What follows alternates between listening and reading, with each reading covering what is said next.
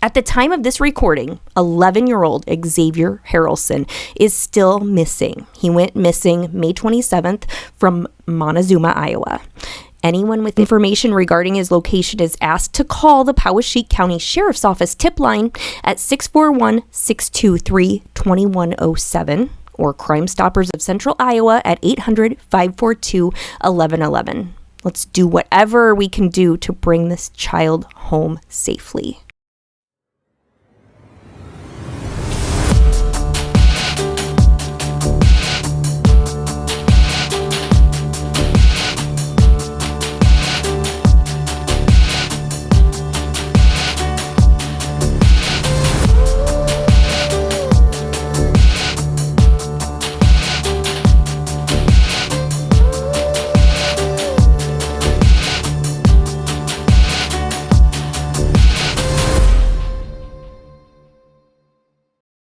"11-year-old Xavior Harrelson lived with his mom in a trailer park in the small town of Montezuma, Iowa, in Poweshiek County.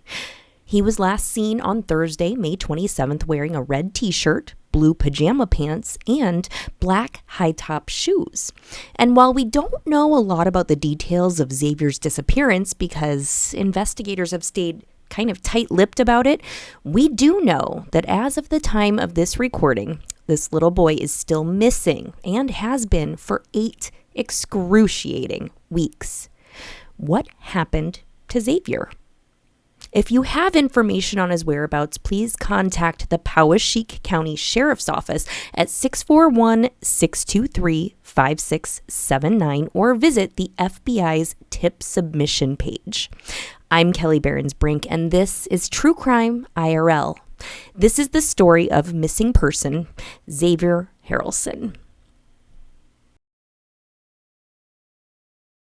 KCCI's Laura Terrell sat down with the assistant director of the Iowa DCI for an update on the search for the missing Montezuma boy. Yes, Steve, the Iowa DCI says even 6 weeks in, they are doing a lot of work behind the scenes. His face still covers thousands of flyers, but no one has seen Xavior Harrelson in person since May 27th. It's obviously suspicious, and we're treating it as such and have since the very beginning. Mitch Mortvedt, the assistant director of the Iowa Division of Criminal Investigations, says agents are still working full-time to find the missing Montezuma boy. We are working on it every day, and the public may not see that, the community may not see that. And since it is an ongoing investigation, there's a lot that we can't say at this point. Back in May, the search brought hundreds to Poweshiek County. Small towns around here, so everyone comes together. 6 weeks later, the community continues to rally, raising now more than $34,000 for a reward fund. Thank you. Authorities say they've combed through hours of video and interviewed hundreds of people. We've interviewed literally probably almost everybody in town, let alone, friends of the family. But nailing down exactly where Xavier vanished has been a challenge. It's been a little difficult on pinpointing an exact timeline of when Xavier was last seen, where he was seen at. With few clues to go on, authorities need the public's help. We feel confident that there is somebody out there that knows something, if not more than one person. We want to bring Xavier home. And Xavier's parents have remained quiet publicly, declining interviews. His father did thank the community for their support in a written statement last week. Anyone with information related to Xavier's disappearance should call the Poweshiek County Sheriff's Office at 641-623-2107. 11-year-old Xavier Harrelson resided with his mom, Sarah Harrelson, in an old mobile home in Spruce Village Trailer Park on the edge of town in Montezuma, Iowa. Sarah is an amputee with several health conditions that prevent her from being able to fully care for herself. And friends and neighbors who know the family would describe Xavier as Sarah's caretaker. Even though he's only 11 years old, it's clear that he plays a very important role in his mom's life in helping her with day-to-day activities, such as putting on her prosthetic leg for her. Neighbors would also say that the relationship between mom and son seems to be maybe a little strained at times, and they've overheard numerous screaming matches in the past coming from the trailer. Xavier was known to ask neighbors if he could stay with them when he and his mom weren't getting along. Others, though, would say that, yes, the two may argue at times, but that they had nothing but love for one another. On May 27th, around 11 a.m., Xavier's mom assumed that he was going outside to play with friends when he walked out of the trailer door. But when they later saw that his bike was still home, they knew that something was a little off. Xavier loved his bike, and he would never walk anywhere. He always rode on his bike. And then when he didn't show up back home hours later, a close friend of the family, Samantha Ricks, called the police to inform authorities that the boy was missing. Here's what she has to say about Xavier's disappearance. 1 month missing, a sad milestone tonight in the search for 11-year-old Xavier Harrelson, who vanished from his home in Montezuma. New tonight, KCCI's Chris Gothner went to Montezuma, where efforts to raise awareness continue.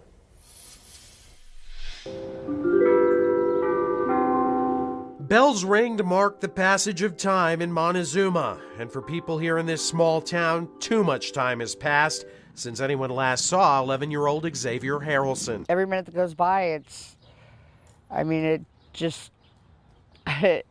unexplainable. Sunday marks exactly 1 month since Xavier vanished. Posters and orange ribbons hang all across Montezuma to raise awareness. Samantha Ricks is his best friend's mom. She reported him missing and has helped with search and awareness efforts ever since. You know, it's hard to put these feelings into words. Just the questions, and the whys, the wheres, the hows.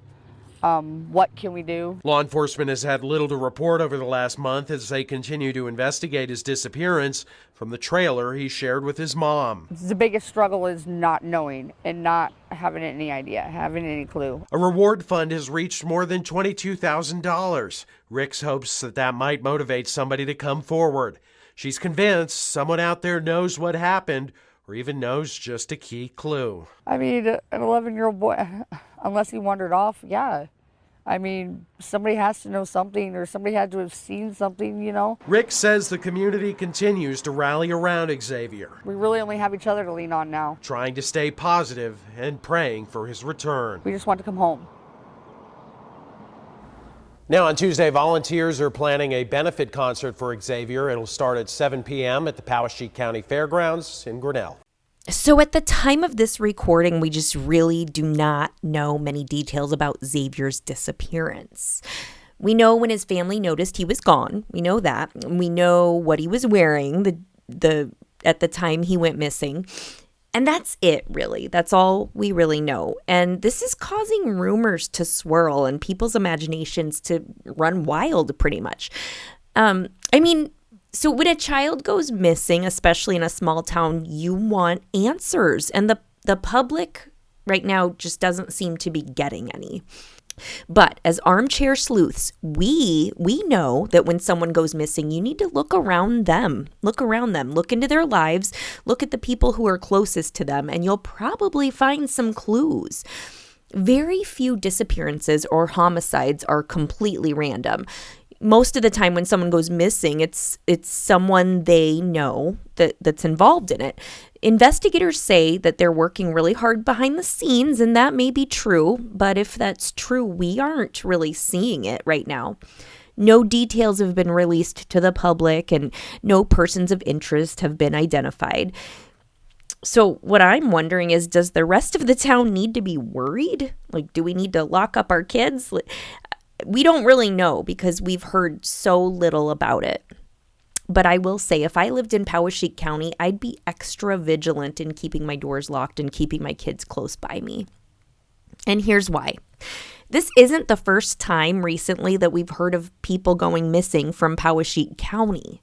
In fact, some sources say that there may be as many as 10 recently missing persons from that area. If this area of Iowa sounds familiar to you, that's because this is the same area where Mollybbetts went missing almost exactly 3 years ago. So I've done an episode on Molly before. I've talked about her a lot, actually. In the summer of 2018, Mollybbetts was thought to have been abducted from a rural Poweshiek County road while she was out on her nightly jog. 5 weeks later, her body would be found hidden in a cornfield after being brutally assaulted and stabbed to death.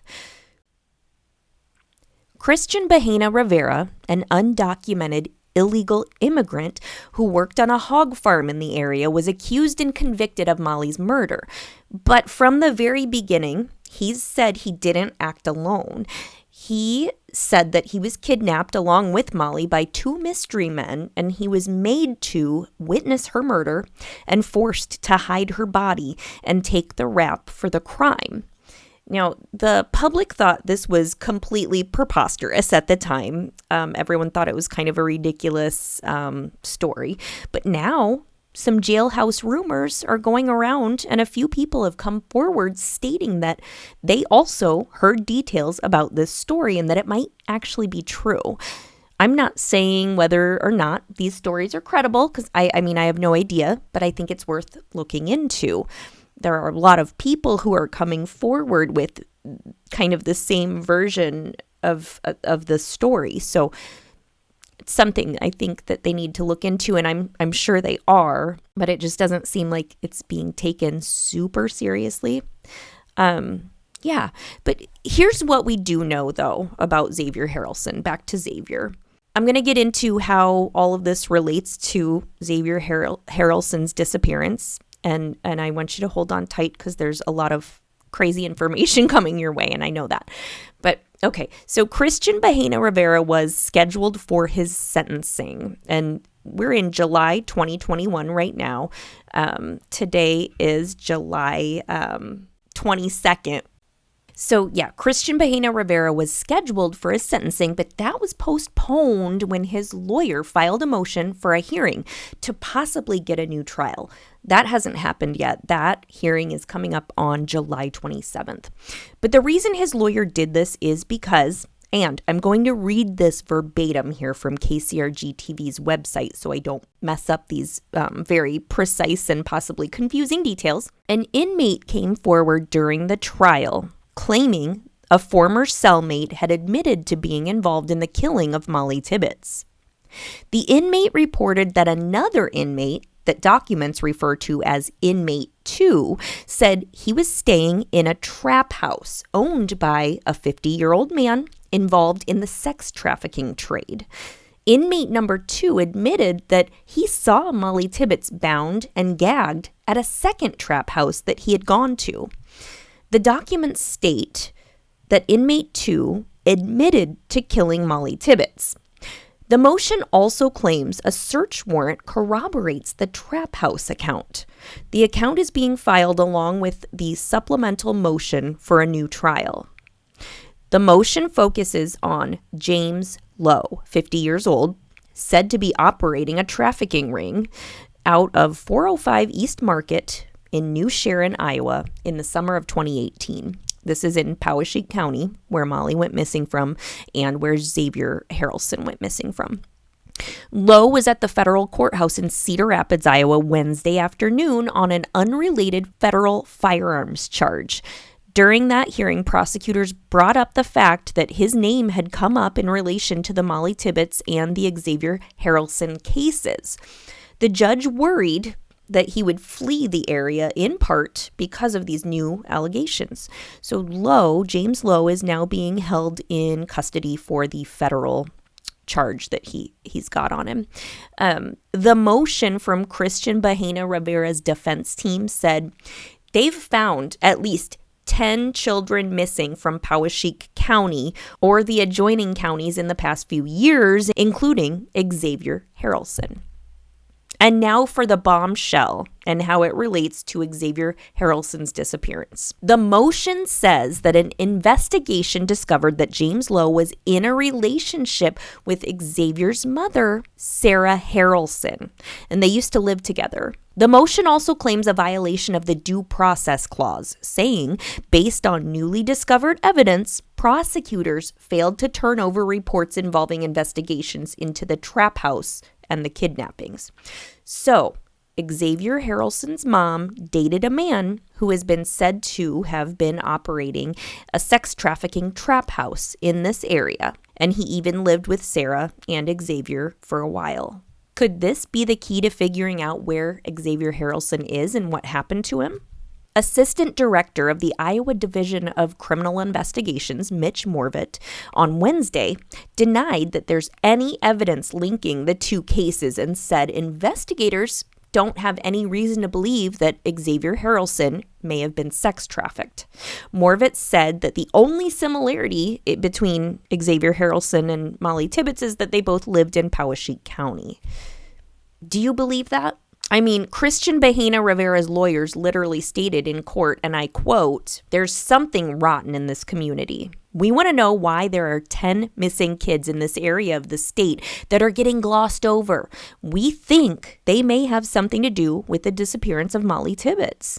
And when you take a look at the Iowa Missing Person Information Clearinghouse, you do find page after page after page of actively missing people in Iowa. The only person listed in the Poweshiek County area is Xavier Harrelson, but there are many, many more from the counties that are surrounding Poweshiek County. Look at this map. There are a lot of people missing from these counties as well, and they're recent, in just the last few years. The prosecution on the case is saying that since there's only one missing persons case currently active in Poweshiek County, nothing here could be related. But that's ridiculous in my opinion. Here's what I think. I think sex traffickers don't just stay in the county they're in. Am I right? I think a missing persons case in the county just 10 minutes away could definitely be related to Xavier Harrelson's missing persons case. And I think that knowing that Sarah Harrelson was dating and living with a person who had sex trafficking in his past and had a sex trafficking trap house, whether she knew that or not, definitely would put her child at risk and put her kid in harm's way and could potentially have something to do with Xavier Harrelson's disappearance. I'm not saying that she did anything intentionally to harm her son, and I don't think that. I don't know details, but I don't think that. But I do think there are some unsavory characters in her life that really need to be looked into. And I'm sure that investigators are doing that and have done that. I know they've talked to hundreds upon hundreds of people, but in my opinion, I don't know how they can completely rule out that he could have been sex trafficked when we know mom's ex-boyfriend was into this illicit sex trafficking trade and drugs and firearms and all of this shady stuff. So Sarah Harrelson has not talked to the news, the media at all on camera, and I don't blame her. It's recent, and I probably wouldn't be doing that either. The family spokespeople say that obviously that they love and they miss Xavier and they want him returned home safely. And I think we all want the same thing. It's very tragic. I cannot imagine what his mother is going through, and I feel so absolutely horrible for her. It's awful. 8 weeks, missing 8 weeks right now as of the time that I'm recording this. It's unimaginable. Totally unimaginable. He's only 11. He just turned 11. Like, he's still just a little tiny little boy. It's just so sad. Let's all stay vigilant and keep our eyes open and do whatever we can do to spread the word about Xavier Harrelson's disappearance. Anyone with information regarding Xavier Harrelson's location is asked to call the Poweshiek County Sheriff's Office tip line at 641-623-2107. Again, that's 641-623-2107, or Crime Stoppers of Central Iowa at 800-542-1111. That's 800-542-1111. If you'd like to donate to the reward fund, which is growing all the time, it's up to over $20,000 as of right now, you can donate by contacting the Montezuma State Bank at 641-623-5766. We are all hoping for a safe return for Xavier Harrelson. Let's help do whatever we can to make that happen. I'm Kelli Berens-Brink, and this has been True Crime IRL, True Crime in Real Life. Until next time, lock your doors, people. Bye-bye.